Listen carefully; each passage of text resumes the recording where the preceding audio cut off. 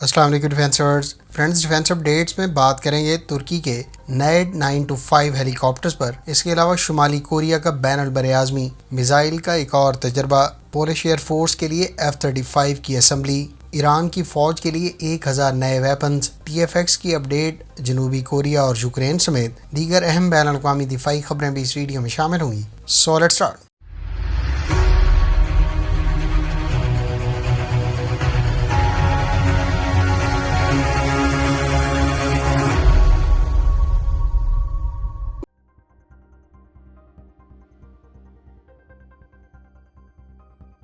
तुर्क aerospace industry के general manager professor doctor तेमल Kotal ने अपने एक इंटरव्यू में कहा है कि Turkish aerospace industries T-925 utility helicopter के नेवल वेरिएंट पर भी काम कर रही है। उन्होंने मजीद कहा कि T-925 इस साल फ्लाई करेगा, जबकि इसकी डिलीवरीज 2026 में मुतवक्के हैं। T-925 यूटिलिटी हेलीकॉप्टर के नेवल वेरिएंट को TCG एनादोलू कैरियर पर भी इस्तेमाल किया जा सकेगा। टर्किश एरोस्पेस इंडस्ट्रीज खसूसी तौर पर T-925 के नेवल वेरिएंट के लिए इसको फोल्डेड विंग्स के साथ तैयार करेगी, जबकि तुर्क नेवी की सर्विस में हाल ही में शामिल होने वाली TCG एनादोलू कैरियर के लिए इस हेलीकॉप्टर की टेल भी फोल्डेबल होगी। डॉक्टर टेमल कोटल का मजीद कहना था कि T-925 यूटिलिटी हेलीकॉप्टर के लिए 18 मार्च 2024 की डेट प्लान्ड है। T-925 यूटिलिटी हेलीकॉप्टर में टोटल 21 पर्सनल को अकोमोडेट करने की गुंजाइश मौजूद होगी। इसके अलावा तुर्क एरोस्पेस इंडस्ट्रीज 11 टन वजनी T-929 अटक 2 गनशिप हेलीकॉप्टर पर भी काम कर रही है।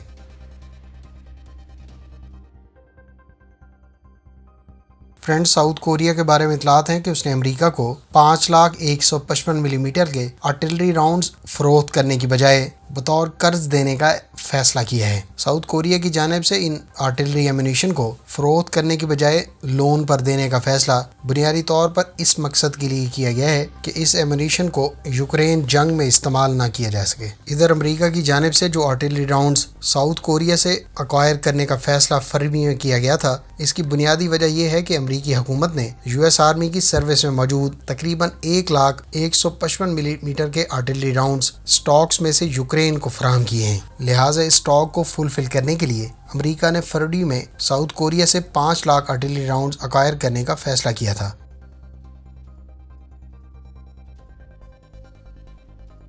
नॉर्थ कोरिया के बारे में इतलात हैं कि उसने गुज़श्ता रोज़ अपने हैवासोंग 18 solid fuel intercontinental ballistic missile का कामयाब तजर्बा किया है। गुज़श्ता रोज़ टेस्ट फायर किए जाने वाले इस इंटरकॉन्टिनेंटल बैलिस्टिक मिसाइल के टेस्ट का बुनियादी वजह स्ट्रेटेजिक मिलिट्री फोर्स की ऑपरेशनल कैपेबिलिटी को रीवैलिडेट करना था। फ्रेंड्स, नॉर्थ कोरिया के Hwasong 18 new generation intercontinental ballistic missile की मैक्सिमम रेंज तो अनवील नहीं की गई, ताहम माहिरीन के मुताबिक इसकी मुतवक्के रेंज 5,500 किलोमीटर से लेकर 12,000 किलोमीटर के दरमियान मुतवक्के है। ये इंटरकॉन्टिनेंटल बैलिस्टिक मिसाइल कन्वेंशनल के अलावा न्यूक्लियर वारहेड से लैस किया जा सकता है। नॉर्थ कोरियन आर्म्ड फोर्सेज ने इस मिसाइल को पहली मरतबा फरवरी 2023 में होने वाली मिलिट्री परेड के दौरान अनवील किया था। Friends, solid fuel intercontinental ballistic missiles liquid fuel की निस्बत ज़्यादा जल्दी डिप्लॉय और लॉन्च किए जा सकते हैं और इनके लिए लेंथी फ्यूलिंग प्रोसेस रिक्वायर नहीं होता। लिहाजा इस किस्म के मिसाइल की दौरान जंग जल्दी डिप्लॉयमेंट और फास्टर रिस्पॉन्स यकीनी बनाने में मदद मिलती है।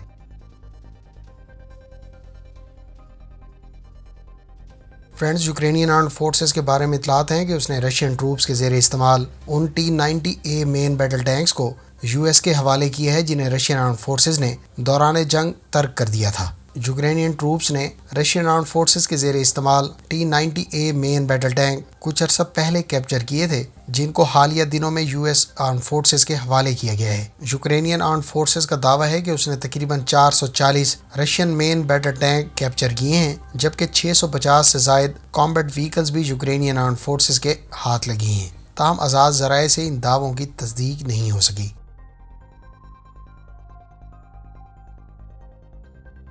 फ्रेंड्स, तुर्क मीडिया सोर्सेज का कहना है कि टर्किश एरोस्पेस इंडस्ट्रीज के तैयार करदा नेशनल कॉम्बैट एयरक्राफ्ट जो इस वक्त डेवलपमेंट के फेज से गुजर रहा है, इस एयरक्राफ्ट में सुपर क्रूज की भी सलाहियत मौजूद होगी। वाज़ह है कि सुपर क्रूज से मुराद वो सलाहियत है जिसके तहत कोई एयरक्राफ्ट अपने आफ्टर बर्नर इस्तेमाल किए बगैर सुपरसोनिक स्पीड में फ्लाई कर सके। اس صلاحیت کی بدولت TFX اپنی اسٹیلتھ صلاحیت کو یقینی بناتے ہوئے زیادہ دورانیے تک اپنے انجنز کے آفٹر برنر استعمال کیے بغیر سپر سونک سپیڈ میں فلائی کر سکے گا۔ واضح رہے کہ TFX کو حالیہ دنوں میں ٹیکسی رن سے گزارا گیا تھا، جبکہ تقریباً 1 سال بعد اس کی فرسٹ فلائٹ ایکسپیکٹ کی جا سکتی ہے۔ TFX کے تمام تر فیچرز اور پاکستان ایئر فورس کی اس پروجیکٹ میں ممکنہ شمولیت کے بارے میں مزید تفصیلات کے لیے آپ کو ہماری ڈیٹیل ویڈیو کا لنک اینڈ سکرین پر مل جائے گا۔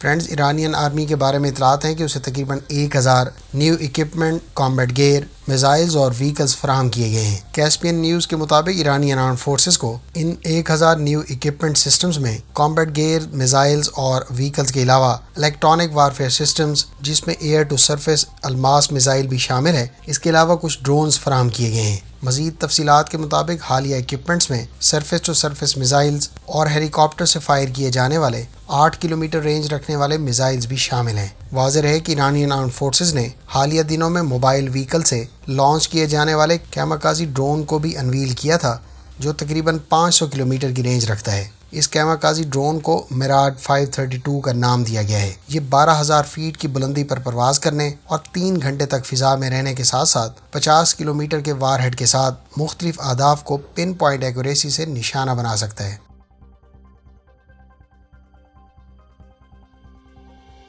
فرینڈز، پولش ایئر فورس کے لیے تیار کیے جانے والے F-35A اسٹیلتھ ایئر کرافٹ کی پروڈکشن کا باقاعدہ آغاز کر دیا گیا ہے۔ پولش ایئر فورس کو F-35A کا پہلا ایئر کرافٹ 2024 میں ڈیلیور کیا جائے گا۔ پولینڈ کو ان ایئر کرافٹ کی ڈیلیوریز 2030 تک جاری رہیں گی۔ واضح رہے کہ پولینڈ نے 32 F-35A TR-3 کیپیبلٹی رکھنے والے فائٹر ایئر کرافٹ کا آرڈر بائیڈن انتظامیہ کو اب سے کچھ عرصہ پہلے دیا تھا۔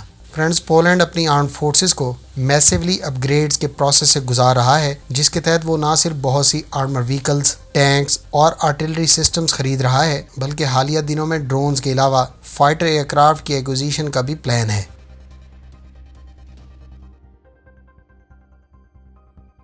فرینڈز، US ایئر فورس کی حالیہ جاری کردہ پریس ریلیز میں F-22 ریپٹر کے پائلٹس کے بارے میں کہا گیا ہے کہ وہ نیکسٹ جنریشن ہیلمٹ کو ٹیسٹ کر رہے ہیں۔ اس نئے ہیلمٹ کو next generation fix wing helmet کا نام دیا گیا ہے۔ اس next generation fix wing helmet کو نہ صرف US ایئر فورس کے F-22 ریپٹر کے پائلٹس استعمال کریں گے، بلکہ اس کے علاوہ F-35 لائٹننگ II کے پائلٹس کے علاوہ تمام ایئر فورس کے پائلٹس کو ان ہیلمٹ سے اکوپ کیا جائے گا۔ NGFWH کہے جانے والے یہ ہیلمٹس 40 سال سے استعمال کیے جانے والے موجودہ HGU-55 ہیلمٹس کو ریپلیس کریں گے۔ US ایئر فورس نے لفٹ ایئر بورن ٹیکنالوجیز کو ان ہیلی کاپٹرز کی مینوفیکچرنگ کے لیے 2022 میں کانٹریکٹ ایوارڈ کیا تھا۔ نئے ہیلمٹس نہ صرف لائٹ ویٹ، پائلٹس کی ہیلتھ کو لے کر کمپیریٹیولی زیادہ سوٹیبل ہیں، بلکہ یہ پائلٹس کی جاب کو لانگ رن میں مزید ایزیئر بنا دیں گے۔ نئے ہیلمٹس میں گزشتہ ویریئنٹس کی نسبت بہتر ویئربلٹی، ویزیبلٹی اور کمیونیکیشن کا دعویٰ کیا گیا ہے۔ فرینڈز، یہ تھیں آج کی ڈیفنس اپڈیٹس۔ امید ہے اس ویڈیو سے آپ کی معلومات میں اضافہ ہوگا۔ ملتے ہیں نیکسٹ ویڈیو کے ساتھ، اپنی دعاؤں میں یاد رکھیے گا۔ اللہ حافظ۔ پاکستان زندہ باد۔